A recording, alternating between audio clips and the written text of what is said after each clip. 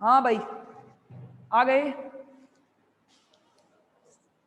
देखो सबसे पहले आप कह रहे थे रसेल सैंडर्स युग्मन, तो पढ़ लेते हैं। मैंने पेपर देखा कल जाके, तो इम्पोर्टेंट तो है, पेपर में तो आया है। ठीक है।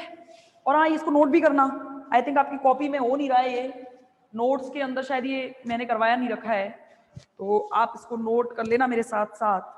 देखो भाई, रसेल सैंडर्स युग्मन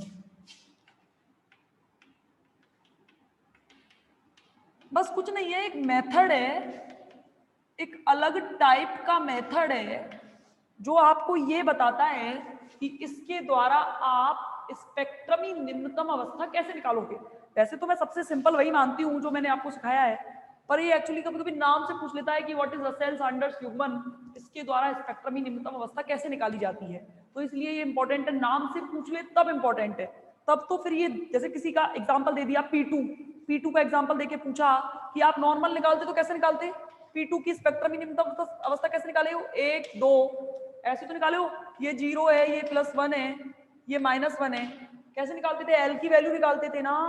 एल की वैल्यू क्या आ रही है, 1 आ रही है कि नहीं आ रही है, एल की वैल्यू 1 आ रही है कि नहीं आ रही है। तो आपका फॉर्मूला क्या होता था, 2s + 1x, यही तो होता था। एल की वैल्यू जब s हो तो इसका मतलब क्या है, एक हो तो p, और 2s + 1 का मतलब क्या है, आधा और आधा एक इसमें रखोगे तो क्या आएगा 3p, यानी कि इसकी स्पेक्ट्रमी निम्नतम अवस्था हमारे हिसाब से 3p आती है। लेकिन रसेल सैंडर्स ने इसका एक नया फॉर्मूला दिया जिसका नाम दिया ये xj। यहां तक तो चाहो तो इस मेथड से निकाल लो, पर वो रसेल सैंडर्स के नाम से पूछ ले तो बड़ी दिक्कत आ सकती है।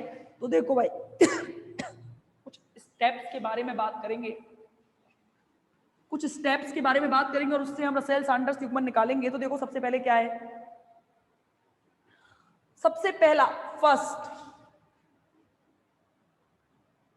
फर्स्ट क्या है, फर्स्ट है आपका कक्षीय। फर्स्ट स्टेप लिख लेना है ना, रसेल सैंडर्स युग्मन निकाल के लिख लेना।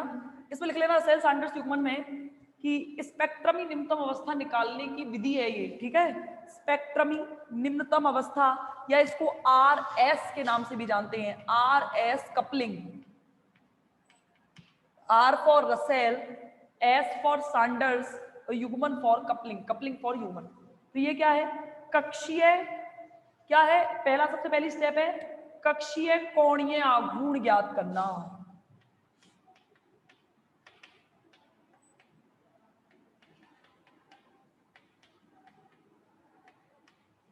यानी कि कैपिटल एल की वैल्यू निकालनी है। ठीक है, और आपको ध्यान होगा कैपिटल एल की वैल्यू हम कैसे निकालते थे, नहीं भाई बची हुई हूं, अभी जिंदा हूं, कोरोना कुछ नहीं है मुझे। ठीक है, तो देखो हमें क्या निकालना है, कक्षीय कोणीय आघूर्ण निकालना है ना। तो सबसे पहले कैपिटल एल, अगर मैं उस फॉर्मूले की बात कर रही होती बच्चों, तो आपको ध्यान है आप कैपिटल एल आराम से निकाल सकते हो, लेकिन इस फॉर्मूले के द्वारा एक कैसे निकालेंगे, यानी कि इस नियम के द्वारा कैसे निकालेंगे, तो एल का फॉर्मूला जो होता है वो होता है L1 + L2। मेरे साथ साथ लिखते चलना, कैपिटल एल बराबर क्या होता है, L1 + L2, L1 + L2 - 1 dash dash L1 - L2, ये फॉर्मूला होता है भाई। ठीक है, L1 - L2 एग्जाम्पल से देखेंगे, ये फॉर्मूला लिख लेना। जैसे P2 विन्यास के लिए निकालना है आपको, कैपिटल L की वैल्यू P2 विन्यास के लिए निकालनी है। L क्या हुआ करता था, याद होगा, स्मॉल l क्या होता था, स्मॉल l आपका होता था ये 0 और +1, ये होता था कि नहीं होता था 0 और +1, बताओ, ये होता था कि नहीं होता था 0 और +1। यहां से देखो ये L की वैल्यू यहां से आ रही है +1, और यहां से कितनी आ रही है, 0 आ रही है कि नहीं आ रही है, 0 आ रही है कि नहीं आ रही है। तो देखना भाई, ये देखना भाई, P2 स्टेट के अंदर माना इसने L, देखो 2 इलेक्ट्रॉन भरे हुए हैं इस तरीके से,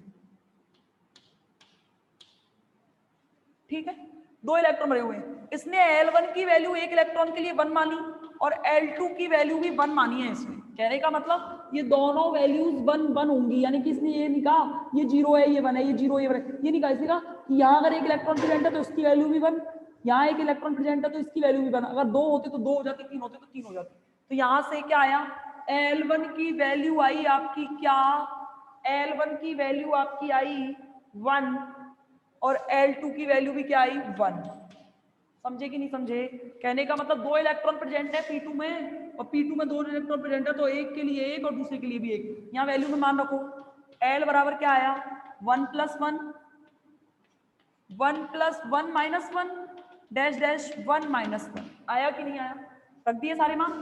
देखो भाई यहाँ से क्या आया, L बराबर 2, एक तो आया आपका 2 और क्या आया एक, एक से एक एक, एक कैंसिल हो गया एक, और यहाँ से आया 0।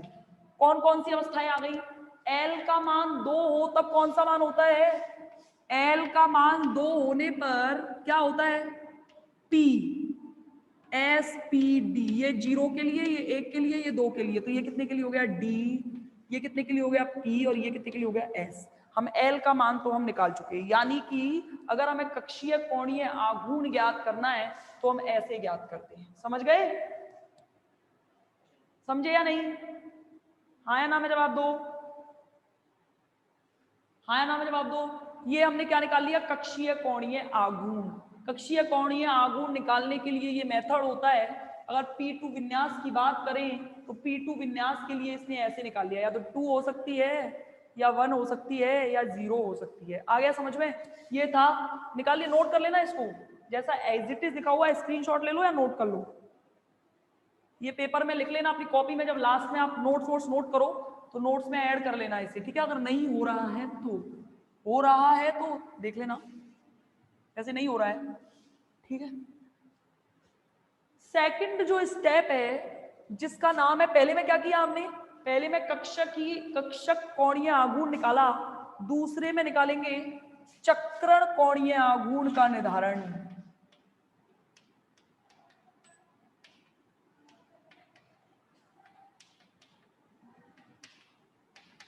दूसरी स्टेप क्या होगी, चक्रण कोणीय आघूर्ण का निर्धारण। लिख लेना इसे। तो देखो कैसे, इसका फॉर्मूला बड़ा ही इंटरेस्टिंग है, बिल्कुल सेम है, S बराबर S1 + S2, S1 + S2 - 1 dash dash S1 - S2। समझ गए? सेम ही फॉर्मूला है। अच्छा देखो, अगर P2 स्टेट की बात करेंगे तो ऐसे होगा इलेक्ट्रॉन, माना दोनों इलेक्ट्रॉन ऐसे प्रेजेंट है या नहीं? देखो, माना दोनों इलेक्ट्रॉन ऐसे प्रेजेंट है। देखो एक्चुअली रसेल सैंडर्स ने बड़ी इंटरेस्टिंग बात करी है। इसने क्या किया है, इस फॉर्मूले के द्वारा सारी कंडीशन मान ली है। माना दोनों इलेक्ट्रॉन ऐसे प्रेजेंट है, माना दोनों इलेक्ट्रॉन ऐसे प्रेजेंट है तो भी आ जाएगी। अच्छा, दोनों इलेक्ट्रॉन ऐसे प्रेजेंट होंगे तो एस की वैल्यू क्या आएगी, आधा और आधा 1। अगर ऐसे होगा तो कैसे आएगा, आधा और आधा, आधा प्लस आधा और माइनस आधा, यानी कि 0। यानी कि 0 और 1 दो वैल्यू आ सकती है एस की, और इसके अलावा कोई पॉसिबल ही नहीं है। इलेक्ट्रॉन चाहे कैसे भी हो, चाहे कैसे, और देखना इनसे भी यही वैल्यू आएंगी। देखो कैसे किया है, एस की वैल्यू रखो मान, S1 की वैल्यू क्या है भाई बच्चों, S1 की वैल्यू +½ और S2 की वैल्यू क्या है, -½ है या नहीं? देख लो, S1 की वैल्यू +½ S2 की वैल्यू -½ देखो कैपिटल S बराबर S1 की वैल्यू +½ ओके, ठीक है, S2 की वैल्यू -½ +½ -½ -1 डैश डैश डैश। देखो भाई +½ S1 की वैल्यू और S2 की वैल्यू माइनस लगा के एक माइनस और है। आप जितनी, मतलब इसने क्या किया है कि एक फॉर्मूले के द्वारा जितनी कंडीशन हो सकती है वो सारी लगा दी है। तो S बराबर क्या क्या हो सकता है, +½ -½ 0, +½ -½ cancel, +½ -½ cancel,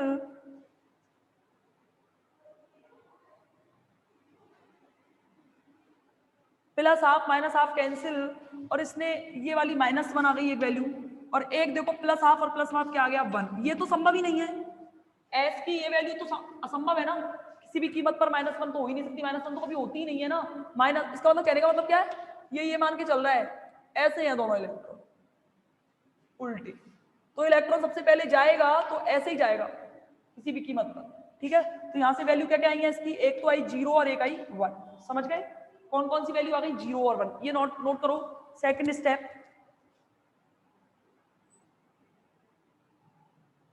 second step note करिए,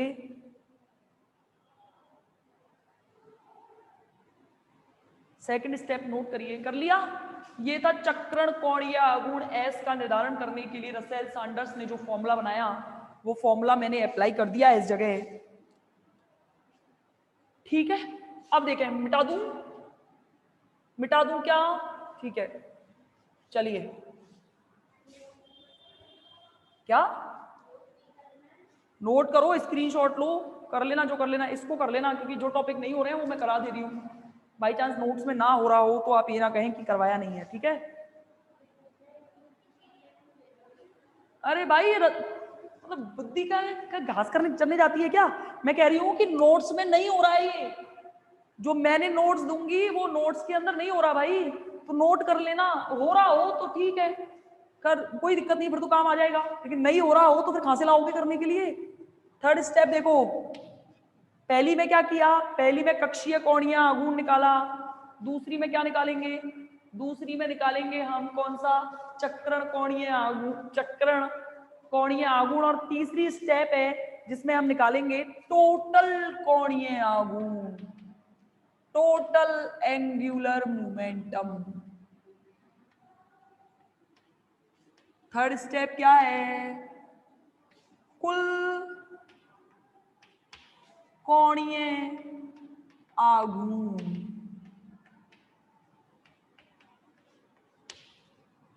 टोटल एंगुलर मोमेंटम। इसका फॉर्मूला भी, ये जे की वैल्यू होती है जे, फॉर्मूले में 2s प्लस 1x जे बताया था ना मैंने फॉर्मूला। तो देखो इसका फॉर्मूला भी सेम है, एल की वैल्यू निकाल ली, एस की वैल्यू निकाल ली, दोनों को टोटल कर दो, L plus S, comma L plus S minus 1,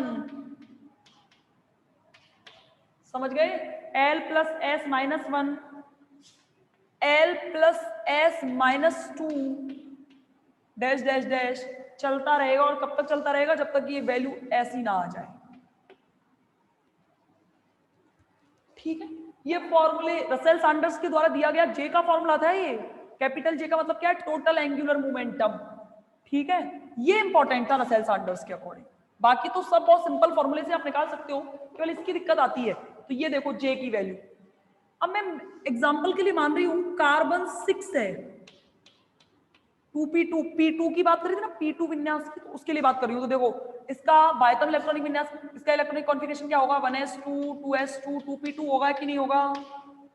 हमें इन दोनों से तो कोई मतलब होता नहीं है, हमारा मेन मतलब इससे होता है, तो इसका विन्यास p2 है, और हम p2 के लिए एग्जांपल मान के चल रहे थे ना, हमारा इनसे तो कोई मतलब होता नहीं है, हमारा बायतम इलेक्ट्रॉनिक विन्यास से मतलब होता है। तो मैंने P2 बता दिया है कि P2 के लिए फॉर्मूला मान रहे हो। अब देखो इससे मतलब नहीं होता तो बताओ क्या क्या कंडीशन हो सकती है। कैपिटल एल का मान निकाल लेंगे पहले, कैपिटल एल का मान देखो क्या होगा, यूज उसने वही किया है जो मैंने काम में लिया है, इसलिए मैं कह रही थी इसको नहीं करवाती हूँ, पर कोई बात नहीं, पेपर में इस मेथड से पूछ ले तो दिक्कत ना आए।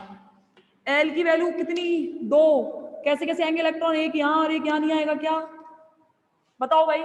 कैपिटल एल की वैल्यू क्या क्या हो सकती है, कैपिटल एल की वैल्यू +1 और 0, +1 और 0, +1 और 0 कितना, 1, और कैपिटल एल का वैल्यू 1 हो तो वैल्यू क्या होती है, पी होती है कि नहीं होती, बताओ। एल की वैल्यू हुई कि नहीं हुई, पी हुई कि नहीं हुई,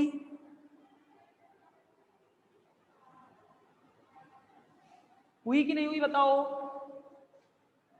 पी, और एस की वैल्यू क्या है, एस की वैल्यू +12 1 हुई कि नहीं हुई, बताओ, हुई कि नहीं हुई, +12 हुई कि नहीं हुई।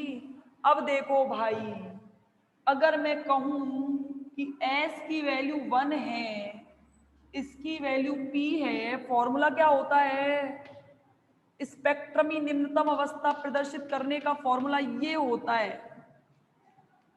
ये मैंने J की वैल्यू, सॉरी J की वैल्यू निकालनी थी, J की वैल्यू निकालो पहले, L और S का मान रख के। L की वैल्यू क्या आ रही है 1, और S का मान कितनी आ रही है 1, रखो मान। J का मान निकालो, L का मान जब 1 रखोगे तो क्या आएगा 1, S का मान 1 रखो 1, comma 1 +1 -1, comma 1 +1 -2, comma 1 -1, dash dash dash लगा देना। ठीक, जब तक चलते हैं जब तक जीरो तक वैल्यू नहीं आ जाती। आ गई मेरी वैल्यू जीरो, तो देखो j बराबर 1 + 1 कितना होगा 2, 1 + 1 -1, ये कट गया, कितना आ गया 1, 1 + 1 -2 0, और एक वैल्यू क्या हो सकती है, ये भी 0 आएगी। आएगी कि नहीं आएगी? यहां से कौन कौन सी वैल्यू आ गई, 2, 1 और 0। j की वैल्यू क्या क्या आ गई, 2, 1 और 0 आई कि नहीं आई बताओ। L - S, एक मिनट फॉर्मूले में देखना, L + S, L + S - 1, L + S - 2, ठीक है, ये वैल्यूज आ गई। J की वैल्यू आ गई है ना। अब देखना यहां से आ गई J की वैल्यू, L की वैल्यू भी है, तो देखो S की वैल्यू तो बनाई है ना, 2 × 1 + 1, L की वैल्यू फिक्स है भाई, X जो होता था वो L की वैल्यू होती थी ना, तो P, और देखो J की वैल्यू क्या क्या आ रही है, एक बार आ रही है 2, समझना, एक बार आ रही है आपकी क्या, एक बार आपकी आ रही है क्या P तो P रहेगा 1, और एक बार आ रही है आपकी 2 × 1 + 1 P 0। क्या क्या आ गई मान, फटाफट देखो कौन कौन सी अवस्था निकल के आ गई। अरे मिटा दिया मैंने, लिख लिया था कि नहीं लिखा था, तो देखो क्या क्या आ गई वैल्यू, यहां से आ गई 3p2, एक आ गई 3p1 और एक आ गई 3p0। अब बताओ इसमें से स्पेक्ट्रमी निम्नतम अवस्था कौन सी होगी, स्पेक्ट्रमी निम्नतम अवस्था कौन सी होगी, तो देखना ये हमेशा हमारी स्पेक्ट्रमी निम्नतम अवस्था होगी, लोएस्ट स्पेक्ट्रमी स्टेट। इसके लिए दो नियम आप नोट करना, क्यों और किस लिए कि लोएस्ट होता है, लोएस्ट कैसे होता है, तो इसके बारे में हम बात करेंगे। पहले तो यहां तक समझ में आया या नहीं आया, मैंने कैसे निकाला है। रसेल सैंडर्स युग्मन पढ़ने की कह रहे हो तो पढ़ना तो पड़ेगा भाई।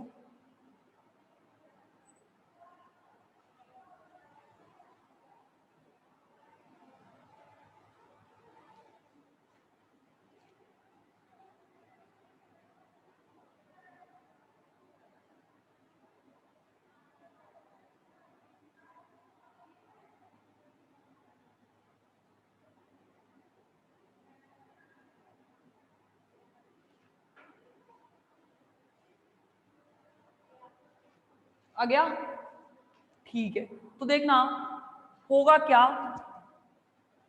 3p1 होगी इसकी, 3p0 है,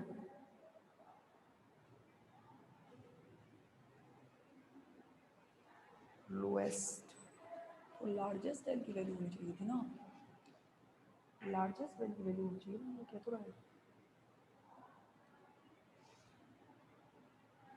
लार्जेस्ट वैल्यू। देखो भाई यहां से हम निकाल चुके हैं, आपकी क्या क्या वैल्यू आ गई, एक ही आ गई, एक ही आ गई। तो देखो भाई जब भी कभी ऐसे समय में, एक जो आप नोट करना एक नियम, ऐसे समय में आपको एक चूज करनी हो कि इनमें से स्पेक्ट्रमी निम्नतम अवस्था कौन सी होती है, तो जब ये बहुतता थी ना, मल्टीप्लिसिटी कहते हैं 2s + 1 को, ये मैं आपको ध्यान होगा मैं आपको समझा चुकी थी, कहां पे हम बात कर चुके हैं, कौन से डायग्राम के अंदर, जब हमने कौन सा डायग्राम बनाया था, क्या नाम है उसका, यहां से इलेक्ट्रॉन जाता है यहां से आता है, क्या नाम था उसका, भूल गई मैं, ठीक है, अरे उसके अंदर फोटो केमिस्ट्री के अंदर बताया था ना, भूल गई, दिमाग से निकल गया। तो देखो क्या नाम था उसका, बहुत अच्छा प्रिंसिपल था, मैं कह रहा आएगा जरूर 100%, पेपर में हर साल आता है, क्या नाम था, इलेक्ट्रॉन जाता है M2s+, जेवलॉन्स्की, भूल जाती है, दिमाग से निकल जाता है कभी कभी। जेवलॉन्स्की डायग्राम के अंदर मैं बहुत बता चुकी थी, अगर ऐसे समय में आपको चूज करना हो कि कौन सी स्पेक्ट्रमी निम्नतम अवस्था होगी, तो बड़ा कंफ्यूजन वाला मामला हो गया, क्योंकि ये भी एक है ये भी एक है, तो हमेशा केवल वही स्पेक्ट्रमी निम्नतम अवस्था होगी जिसमें डी, इसकी वैल्यू जे की वैल्यू मिनिमम होगी, जे की वैल्यू क्या हो, मिनिमम हो। अगर मल्टीप्लिसिटी सेम हो अगर मल्टीप्लिसिटी सेम हो तो हमेशा वही स्पेक्ट्रमी निम्नतम अवस्था होगी जहां जे की वैल्यू क्या हो, मिनिमम हो। अगर अगर मल्टीप्लिसिटी अलग अलग हो, जैसे मानो ये 2p1 है, ये 3p1 है, तो हमेशा वही स्टेट स्पेक्ट्रमी निम्नतम अवस्था होगी जिसमें बहुपता का मान ज्यादा होगा, बहुपता का मान हाईएस्ट होगा। जे की वैल्यू मिनिमम होनी चाहिए, जे की वैल्यू मिनिमम होनी चाहिए और बहुपता का मान हाईएस्ट होगा, वही मान मेरा क्या होगा, स्पेक्ट्रम न्यूनतम अवस्था। देखो बहुपता तो तीनों की सेम आ रही है, तो इससे तो निकाल नहीं सकेंगे, तो फिर किससे निकालें, जे की वैल्यू से निकालें। जे की वैल्यू मिनिमम किसकी है, इसके अंदर है। और अगर दुर्भाग्यवश आपकी किस्मत बहुत खराब हो, मरे के मारे हो, अगर मान लो ये भी सेम है, जे की वैल्यू भी सेम आ गई है, तो जे की वैल्यू अगर सेम आ जाए तो एल की वैल्यू यानी कि एक्स की वैल्यू जो हाईएस्ट होगी वही मेरा मान होगा। जैसे कैसे, मानो ये आ जाए 3p1 3d2 3d1 4, चलो इससे इन दोनों में सेलेक्ट करना है। तो देखो भाई बहुपता से डिसाइड कर नहीं सकेंगे, अगर बहुपता अलग अलग होती तो हम कह देते कि जिसकी बहुपता सबसे ज्यादा है वो मेरा लोएस्ट टर्म है, समझ गए।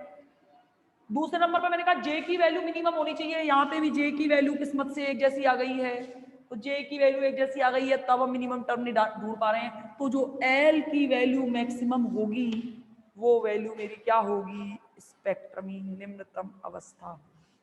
समझ गए, ये था रसेल सैंडर्स युग्मन, रसेल सैंडर्स कपलिंग।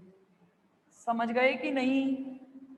इस तरीके से आपका खत्म होता है ये यूनिट का, ये यूनिट जिसका नाम था इलेक्ट्रॉनिक स्पेक्ट्रा। अच्छे से आ गया, चलो बहुत बढ़िया है। अगली यूनिट जिसका नाम है, सेकंड यूनिट स्टार्ट कर दूं, अब तो चलना ही है, टफ की ओर तो चलना ही पड़ेगा, मैं कुछ नहीं कर सकूंगी, एक एक करके सब पढ़ना है। देखो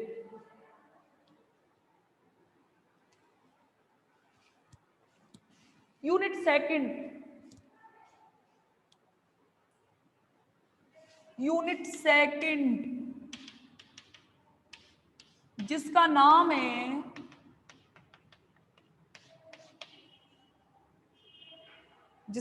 है संक्रमण धातु लिगेंडों में, यही था ना, संक्रमण धातु लिगेंडों में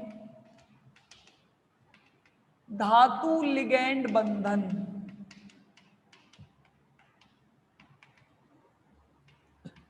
मेटल लिगेंड बॉन्डिंग बिटवीन किस किस के बीच, ट्रांजिशन मेटल कॉम्प्लेक्स, या फिर इसको संक्रमण, वो था संक्रमण धातु संकुलों में इलेक्ट्रॉनिक स्पेक्ट्रा। वहां पे हम स्पेक्ट्रा की बात करते आए थे, यहां हम धातु लिगेंड बंधन की बात करेंगे कि एक्चुअली में मेटल और लिगेंड की बॉन्डिंग कैसी होती है। यहाँ आप एक एक चीज बहुत डिटेल में पढ़ोगे, CFT पढ़नी है, BBT की कमियां पढ़नी है, तो हम पढ़ेंगे कि ड्रॉबैक्स ऑफ BBT, संयोजकता बंध सिद्धांत की कमियां।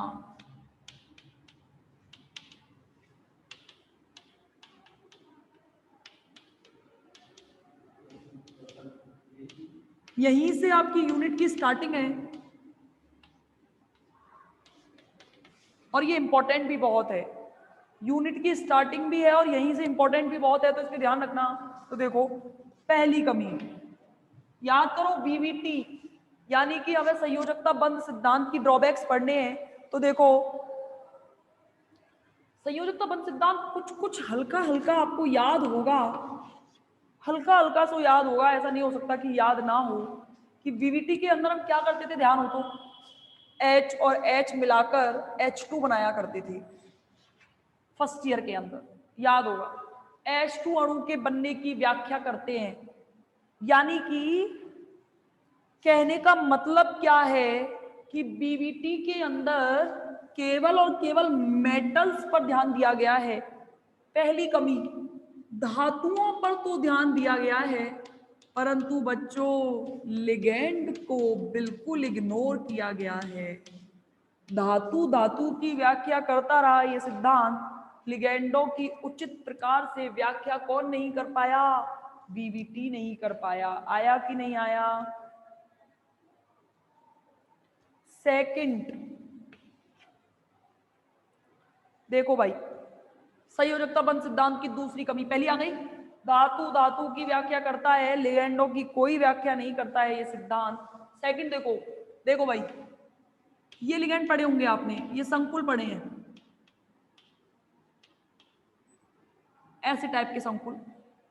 बर्नर का सिद्धांत पढ़ा है। बर्नर का सिद्धांत एक्चुअली में, बर्नर का सिद्धांत जो था वो तो अलग था। बर्नर के सिद्धांत में बिल्कुल अलग बात कही गई है। उसके लिए उनको इसके लिए नोबेल प्राइज से भी नवाजा गया था। देखो भाई, ये जो होता है अंदर की तरफ जो बनते हैं उन्हें कहते हैं आंतरिक कक्षक संकुल।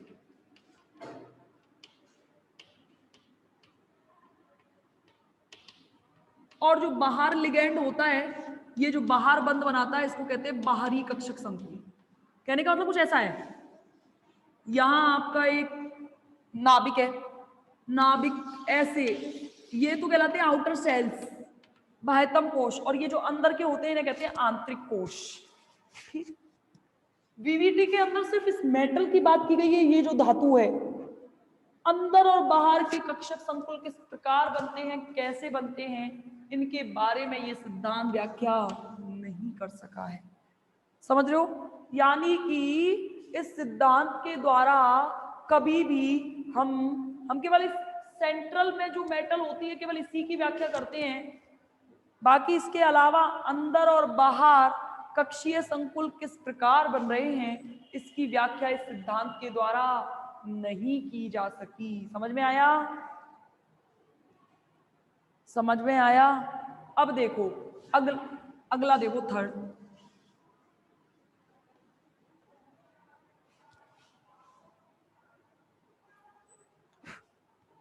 देखो, बीवीटी जो है ना, एक संकुल होता है कोबाल्ट NH3 का होल 6।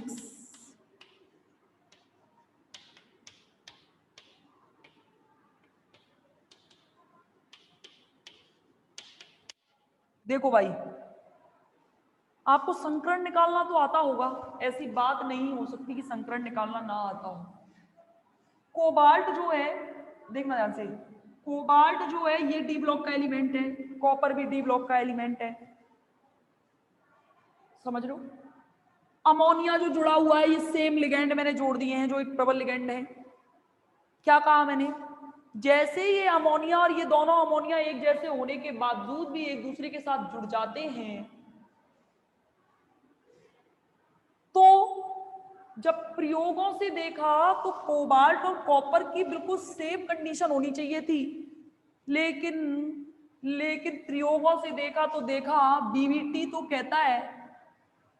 कहता है कि कोबाल्ट जो है वो अपचायक की तरह व्यवहार करता है। अपचायक का मतलब होता है बच्चों, खुद का तो ऑक्सीकरण करना और सामने वाले का कर देना अपचयन। खुद का तो ऑक्सीडेशन करना और सामने वाले का कर देना अपचयन।